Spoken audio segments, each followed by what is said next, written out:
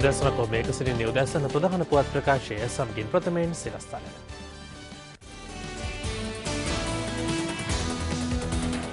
කල්දම ඇති පළාත් පාලන ආයතන 23ක ඡන්ද විමසීම වසර අවසානයේ. මැතිවරණ කොමසාරිස්වරයාගේ බලතල තවදුරටත් පුළුල් විය යුතු බව මැතිවරණ නිරීක්ෂකයින් පවසයි. ඉන්දියා ජනපතිනිය දකුණු කොරියාවේ සංචාරයක.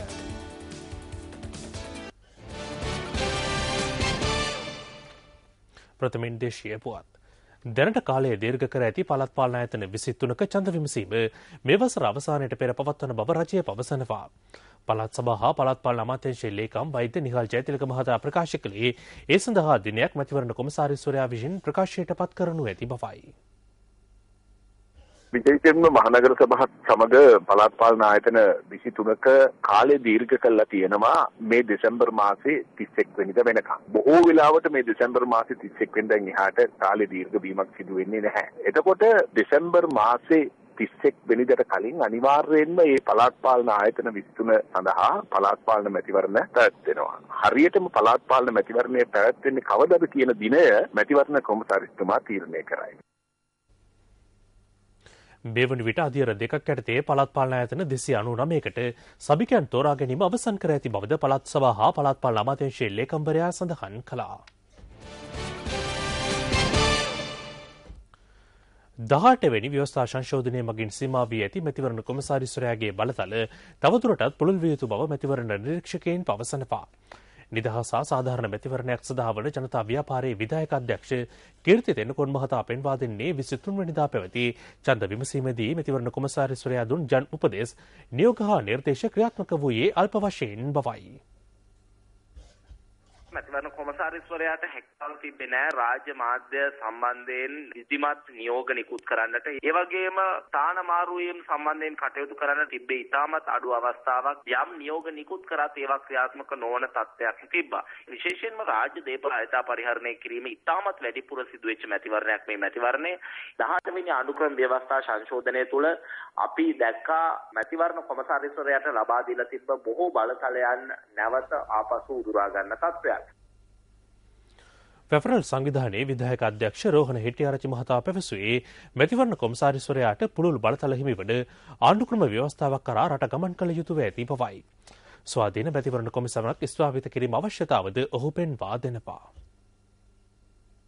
බොහෝ අවස්ථාවලදී මැතිවරණ කොමසාරිස්වරයා වරින් වර විවිධ නිවේදන නැත්නම් විවිධ සර්කියුලර්ස් නිකුත් කරනු ලැබුවා. නමුත් ඒවා පිළිබඳව අදාළ නිලධාරීන් ඒ වගේම දේශපාලන පක්ෂ කොතරම් තැකීමක් කළාද කියන කාරණේ පිළිබඳව ප්‍රශ්නාර්ථයක් ගැටලුවක් හැටියට අපි දකිනවා. මේකට ප්‍රධානම හේතුව හැටියට අපි දකින්නේ මැතිවරණ කොමසාරිස්වරයාට අවශ්‍ය තීන්දුව తీරන ගණනට අවශ්‍ය බල ව්‍යුහයක් නොමැති වීම හැටියට තමයි අපි දකින්නේ. නිදහස් මැතිවරණයක් පිළිබඳව අපි සලකා බලනවා නම් ඒ සඳහා අවශ්‍ය යාන්ත්‍රණය මැතිවරණ කොමසාරිස්වරයාට ඇති කිරීම සඳහා අවශ්‍ය බලතල ව්‍යවස්ථාදායකයා හරහා ඉදිරියේදී සකස් වීම ඉතාම අනිවාර්ය වෙනවා.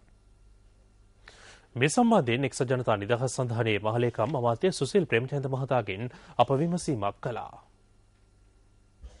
18 වෙනි සංශෝධනයෙන් මැතිවරණ කොමසමක් පිටවන්න පුළුවන්. ඉතින් මේ කොමසමකට දෙන්නව බලය කොමසාරිස්වරයාට තියෙනවා. ඒ බලතල එකිනෙක වෙනම ලියලා ඒවායේ කිසිම වෙනසක් සමගට රචනය කරන සංශෝධනයකට ගියේ නෑ. 18 වෙනි සංශෝධනය මොකක්ද කියන එක ඉස්සෙල්ලා තේරුම් ගන්න ඕනේ. ඉතා විරලකණයේ පෙරහැරක් ඊයේ මීගමුවේදී පැවැත්වුණා. එහි විශේෂත්වය වූයේ මහමුහුද කේන්ද්‍ර කරගනිමින් එය පැවැත්වීමයි.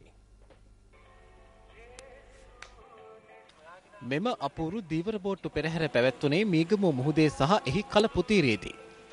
මුහුදේදී දීවරින්ට සිදුවන හදිසි අනතුරු ඇතුළු විවිධ ආපදාවන් වලදී සින්දාත්‍රි දේවමෑණියන්ගේ පිහිට ලබා ගැනීම පෙරහැර සංවිධානය කිරීමේ අරමුණ වුණා. පෙරහැර ආරම්භ කෙරුණේ මීගමුව දුව සින්දාත්‍රි දේවමෑණියන්ගේ ප්‍රතිමාව බහුදින දීවර යාත්‍රාවක විශේෂයෙන් ඉදිකළ මණ්ඩපයක තැන්පත් කර එය මීගමුව කලපුවේ සිට මුහුදට දියත් කිරීමෙන් අනතුරුවයි.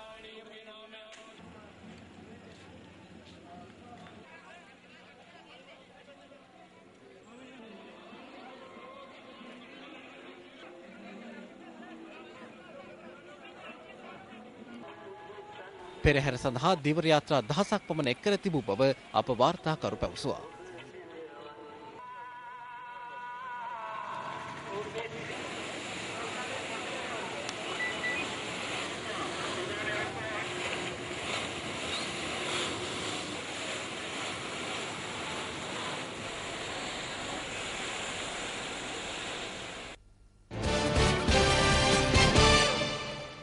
විභාග කිරීමට නොහැකි වූ පැමිණිලි 800කට අධික සංඛ්‍යාවක් ශ්‍රී ලංකා මානව හිමිකම් කොමිෂන් සභාවේ ගොඩගැසී තිබෙනවා. කොමිසමේ සභාපති හිටපු ශ්‍රේෂ්ඨාධිකරණ විනිසුරු ප්‍රියන්ත පෙරේරා මහතා පෙන්වා දෙන්නේ වසර 2කට අධික කාලයක් කොමිසම ක්‍රියාත්මක නොවීම හේතුවෙන් අදාළ පැමිණිලි විභාග කිරීම ප්‍රමාද වී ඇති බවයි. පැමිණිලි ගොඩ ගැහිලා තිබුණා 800ක් විතර. මේ පැමිණිලි සේරම निराකරණය කිරීමට අපි දැන් විනිසුරුන් 5 දෙනෙක්ව පත් කරලා තියෙනවා. ශ්‍රේෂ්ඨාධිකරණයේ විනිසුරුවරේ, පළල අධිකරණයේ විනිසුරුවරේ, මහාධිකරණයේ විනිසුරුවරේ පල්ලේ උසාවියේ විනිසුරු දෙන්නේ. ඒගොල්ලෝ ඒවා කරගෙන යනවා දැන්. කෙටි කාලයකදී ඒකේ ප්‍රශ්නේ निराකරණය වෙන්න අපි සකස් කරලා තියෙනවා.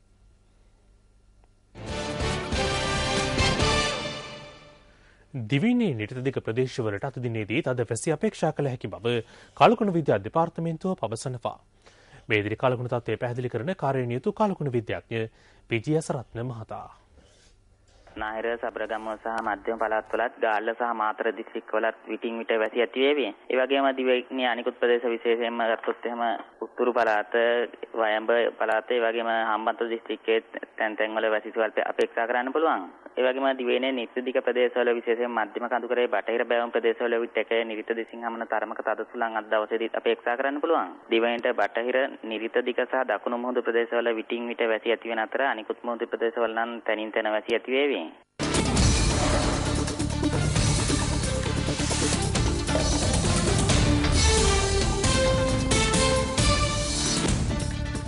මිටි විසිකිරීමේ කාන්තායිසව්වෙන් නව ශ්‍රී ලංකා වාර්තාවක් පිහිටුවීමට ශ්‍රී ලංකා යුද හමුදාවේ GJA ගල්හින සමත් වුණා.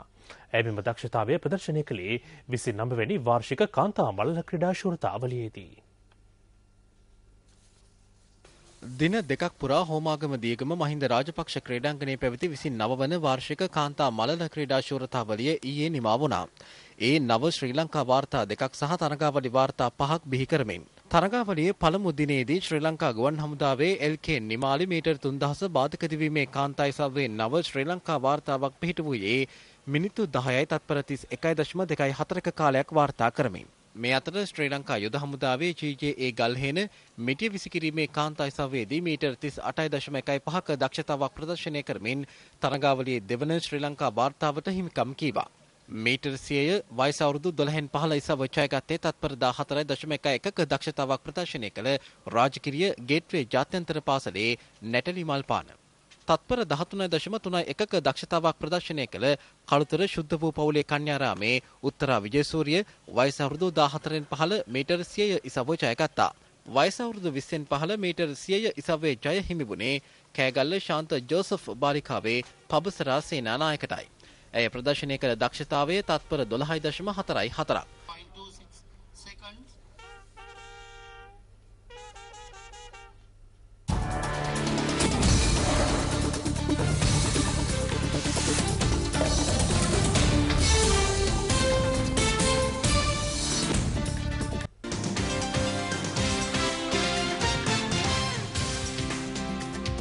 විචිත්‍ර පුවත් සමගින් අද ඔබ හමුවන්නේ කසුනි සුදර්ශන කසුනි. සුබෝදෑසනක් පුතේ. රෙඩි චිත්‍රපටයෙන් අනතුරුව සුපිරි බොලිවුඩ් නළු සල්මන් ඛාන්ගේ තවත් චිත්‍රපටයක් නැරඹීමේ අවස්ථාව ඉදිරියේදී උදා වෙනවා.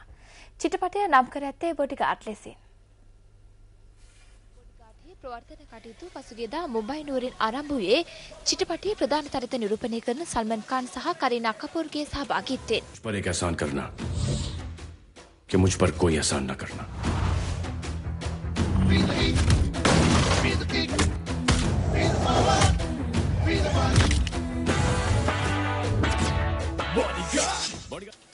බොඩිගාඩ් කල්පිත් කුම්බානිගේ නිෂ්පාදනයක්. මෙය ආදරය මුසු ප්‍රියාතම චිත්‍රපටයක් ලෙස සැලකෙනවා. Not sir. Bodyguard. Bodyguard. Bodyguard 2010 වසරේදී මෙම නමින්ම මලයාලම් භාෂාවෙන් ප්‍රදර්ශනය කෙරුණා. चिटपाटिया अगस्त मास 31 वेनिदा एली දැක්වීමට නියමිතයි. क्या मैं बॉडीगार्ड लवली सिंह से बात कर सकती हूँ? मैं उसकी गर्लफ्रेंड बोल रही हूँ.